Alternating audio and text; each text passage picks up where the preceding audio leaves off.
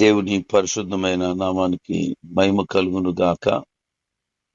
2026 మార్చి నెల 19వ తేదీ నేటి అనుదిన ధ్యానం కొరకు గలతీలకు రాసిన పత్రిక 2వ అధ్యాయం.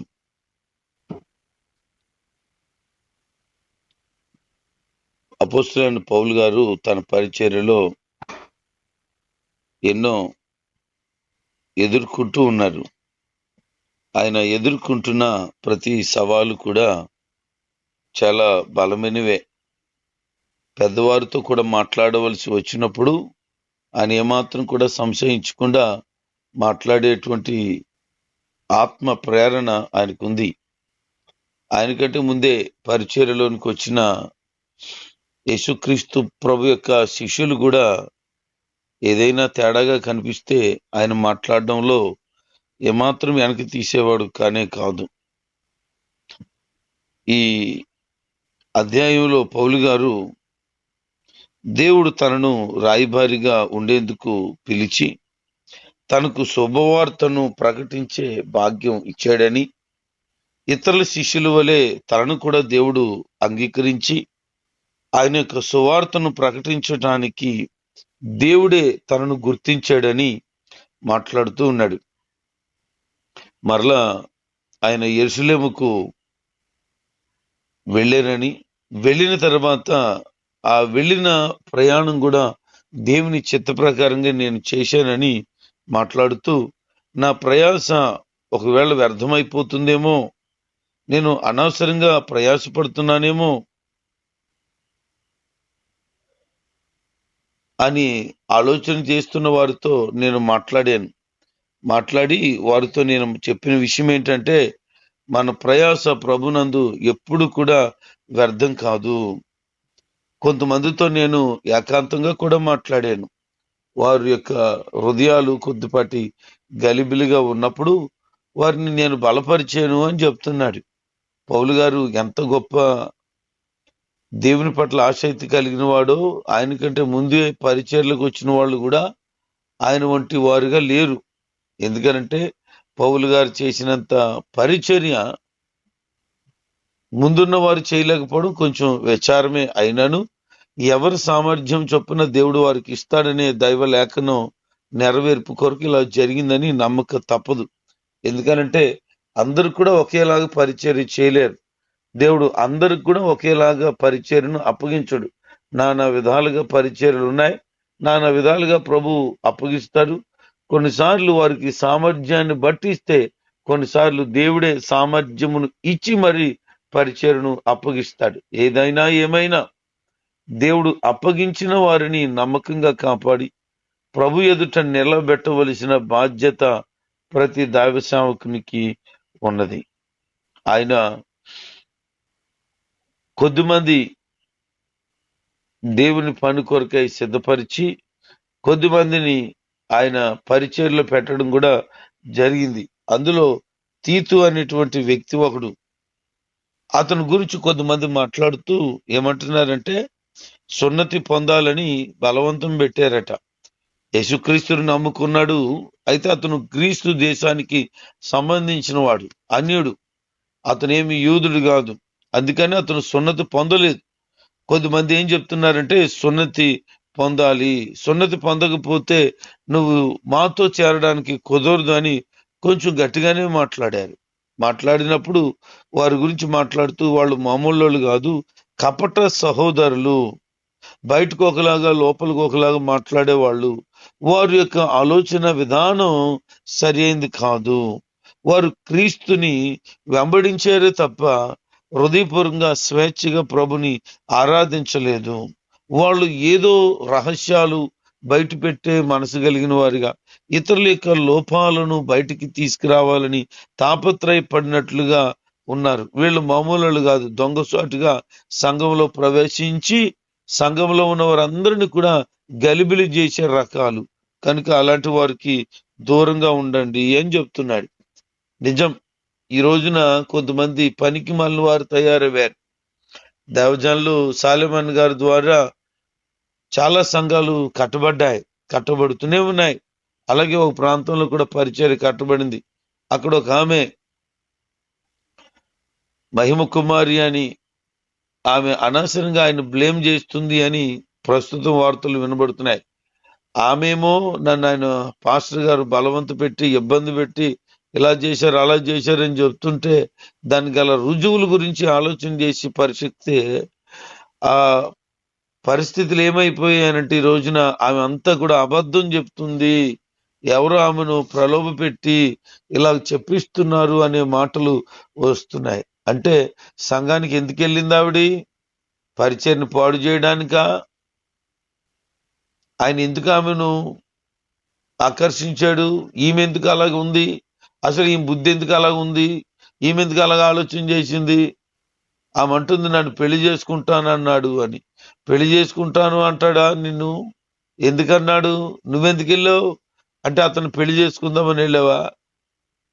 అంటే ఆమె ఉద్దేశం ఎలా ఉందనంటే పరిచయం చేస్తున్న సేవకుని పెళ్లి చేసుకుంటే నా లైఫ్ సెట్ అయిపోతుంది, ఇంకే గొడవ ఉండదని ప్లాన్ వేసింది. ఇలాగంటే వాళ్ళు కొంతమంది ఉన్నారు. ఆమె ఆ సంఘానికి సంబంధించిన మనిషి కూడా కదట, వేరే సంఘానికి ఎక్కడికో వెళ్ళేది. ఆమె నెమ్మదిగా ఈ సంఘానికి వెళ్ళడం ప్రారంభించింది. అంటే పాస్టర్ గారి మీద మనసు పడి ఆమె ఆ సంఘానికి వెళ్ళి ఆయన హృదయాన్ని గాయం చేసి గలిబిలు చేసి ఆయన భక్తిని చెడగొట్టి ఆయన్నేదో చేయాలనే ఆలోచన దుర్బుద్ధి ఆమెకు కలిగింది. అందుకే ఆమె అలా ప్రవర్తించింది. అందుకే సంఘంలో ఎవరైనా వస్తే చాలా జాగ్రత్తగా ఉండాలి. వాళ్ళని ఆత్మీయంగా కన్న బిడ్డలైతే ప్రాబ్లం లేదు. కారణం ఏంటి తెలుసా? వాళ్ళు చిన్నప్పటి నుంచి తెలిసిన వారుగా ఉంటారు కనుక, లేకపోతే వారికి సువార్త ప్రకటించి వారిని క్రీస్తు దగ్గర నడిపించిన వారుగా ఉంటారు కనుక వారి వల్ల ఇబ్బంది లేదు. కానీ వీళ్ళు వేరే సంఘాన్ని నుంచి వచ్చిన కారణాన వారు ఎలాంటి వారుగా మార్చబడతారో, ఎలాంటి వారుగా మలచబడతారో చెప్పడం కష్టం. ఈ రోజున అలా ఉన్నాయి. అయితే దైవికమైన భయం, దైవికమైన భక్తి, ఆత్మల వివేచన కలిగిన దైవజనుడిగా ఉండుంటే ఇలాంటి వారిని ఎక్కడ పెట్టాలో అక్కడే ముందుగానే సెట్ చేస్తాడు. అంతేగాని ఆమె చూసిందని నవ్విందని పళ్ళు ఈ అన్నదని అతను ప్రలోభానికి లొంగిపోతే ఇలాంటి అవమానకరమైన పరిస్థితులే కలగవచ్చు. అందుకనే చాలా జాగ్రత్తగా ఉండాలి, చాలా జాగ్రత్త ఉండాలి. రీసెంట్ గా ఒక సేవకుడు అతని గురించి చెప్పిన సాక్ష్యాన్ని నాతో చెప్పాడు. నేను చాలా ఆశ్చర్యపడ్డాను. ఎందుకనంటే ఒక అన్యురాలట ఆయన ఇంటికి పిలిచిందట. పిలిచి చాలాసార్లు కబురెట్టింది, అయ్యా మా ఇంటికి రండి ప్రార్థన చేయండి అని. ఈయన వెళ్ళలేదు. అయితే ఎట్టకాలకు ఒకసారి వెళ్ళాడట. వెళ్ళిన తర్వాత ఆ కుటుంబ సభ్యులందరినీ పిలిచిందట. అందరూ కిందన కూర్చున్నారు, వారు ధనవంతులే. అందరూ కూర్చుంటే ఈయన కోసం మంచి కుర్చీ వేసి కూర్చోమని చెప్పి ఆయనకి గౌరవంగా కాఫీ టీయో ఏదో ఇచ్చి మాట్లాడిందట. మాట్లాడితే ఇలాగుందంట, అయ్యా మీ గురించి మాకు తెలుసయ్యా, మీరు ఎందుకు మా ఇంటికి రాలేదు ఇన్నిసార్లు కబురెట్టినా? మిమ్మల్ని ఏమన్నా అపార్థం చేసుకుంటామా? లేకపోతే ఏమైంది మీరు ఎందుకు రాలేదని అంటే ఆయన ఏదో విషయం చెప్పాడు.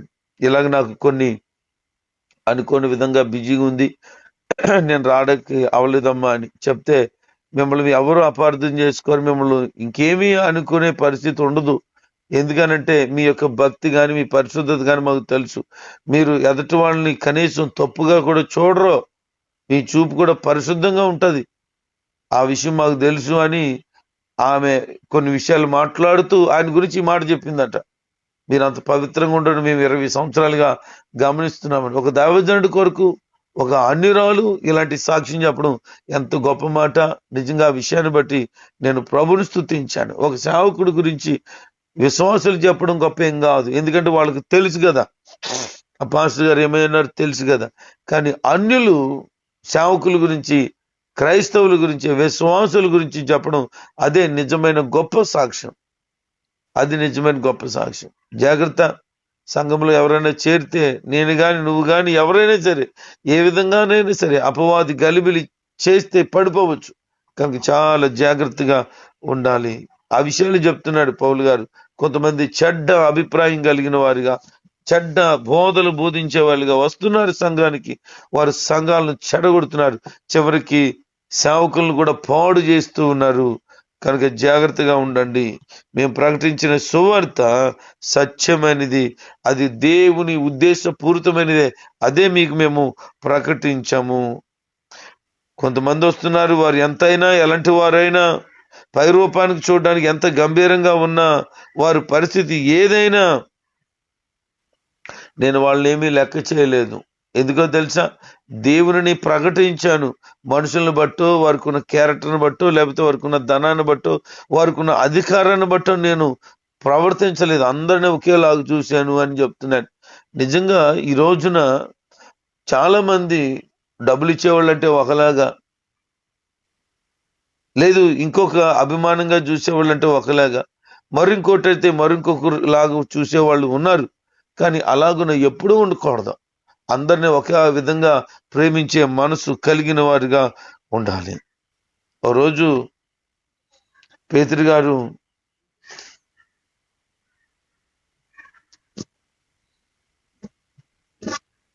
అన్యులతో కలిసి భోజనం చేస్తున్నాడట. పౌలు గారు వెళ్తే అతను లేచేసి పక్క వచ్చేసాడట.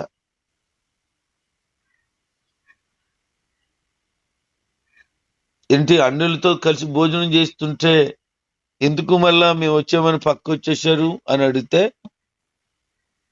వాళ్ళు అన్యులు కదా, వాళ్ళతో కూర్చొని భోంచేస్తే నువ్వేమనుకుంటావు అని మాట్లాడితే దేవుడు యొక్క ఉద్దేశాన్ని వెల్లడి చేశాడు. ఆయన అన్యులని యూదులని వ్యత్యాసం ఏమీ లేదు, అందరి కొరకు ప్రాణం పెట్టారు. వాళ్ళు అన్యుల్లో నుంచే రక్షించబడిన క్రైస్తవులు గనక వాళ్ళతో కలిసి ఉండొచ్చు అని చెప్పారు. వాస్తవానికి యూదులు ఎవరితో కలిసి భోజనం చేయరు.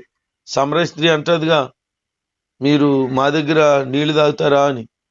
నిజమే, వాళ్ళు ఈ లోక సంబంధంగా అగ్రస్థానంలో ఉన్నవారు గనక వాళ్ళు ఎవరి దగ్గర భోజనం కానీ నీళ్లు కానీ తీసుకోరు.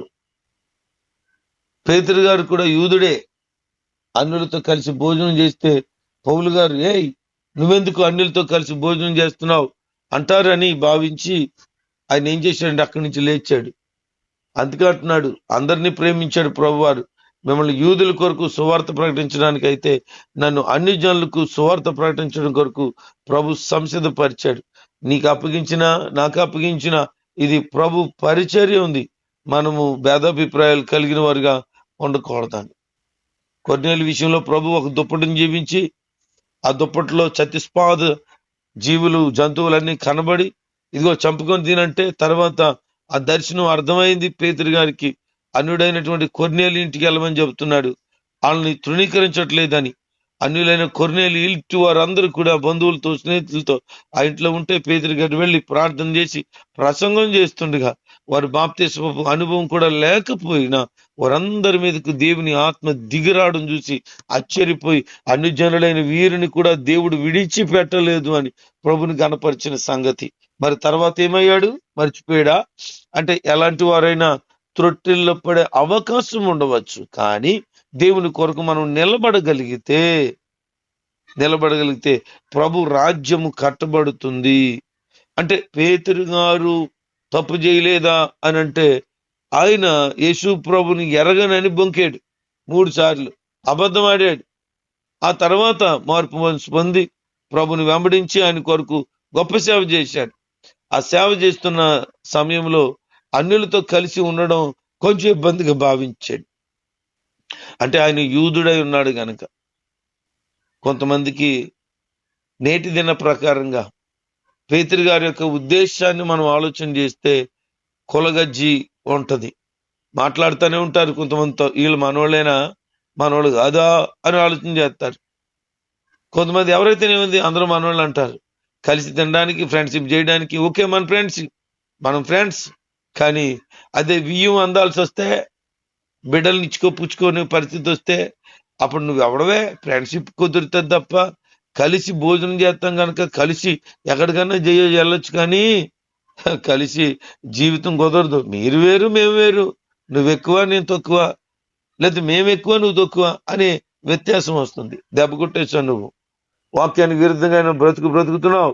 వాళ్ళు క్రీస్తుని వెంబడించిన వారైతే వారి కులాన్ని నువ్వు ఎత్తడానికి వీల్లేదు. వారు ఎవరో కూడా నువ్వు తెలుసుకోవాల్సిన పని లేదు.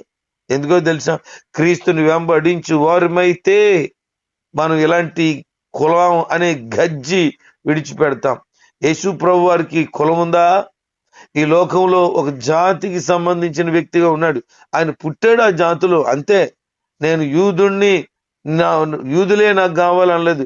యూదులకి అన్ని జనులకు కూడా సువార్తను ప్రకటించి రక్షించాడు ఆయన. మరి ఇప్పుడు మనం పరిస్థితి ఏంటి? ఒకే మనిషి అయిన ఆదాములో నుంచి మనుషులను తీశాడు దేవుడు. ఆదాములో నుంచి అందరూ పుట్టాం. మరి ఆదాములో నుంచి వచ్చిన వారమైన మనం ఒకే తండ్రి ఒకే తల్లి అయితే, మరి వచ్చిన తర్వాత తరాల వారు ఇలాగ రకరకాలైన భేదాభిప్రాయాలు పెట్టి, రంగు భేదం, కులం భేదం, ఇంకా ఎన్నో భేదాలు ఉన్నాయి. ఒకటా రెండా?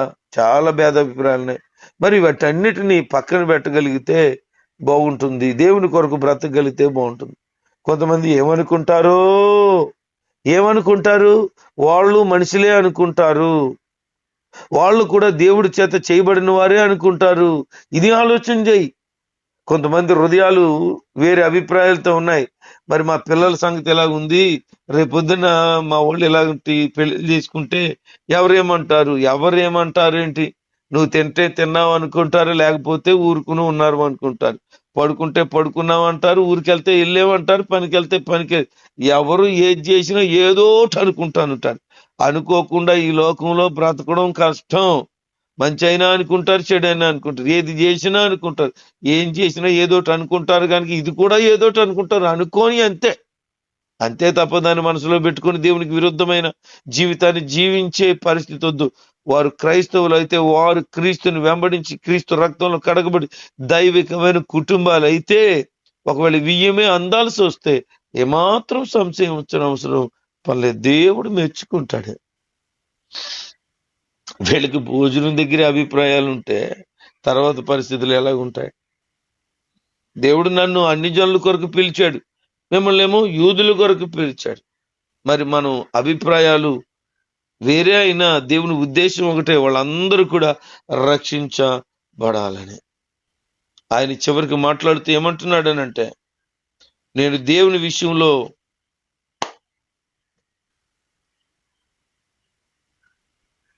జీవించాలని ధర్మశాస్త్ర సంబంధమైన దాస్యత్వపు కోరల్లో నుండి నేను బయటకు వచ్చాను.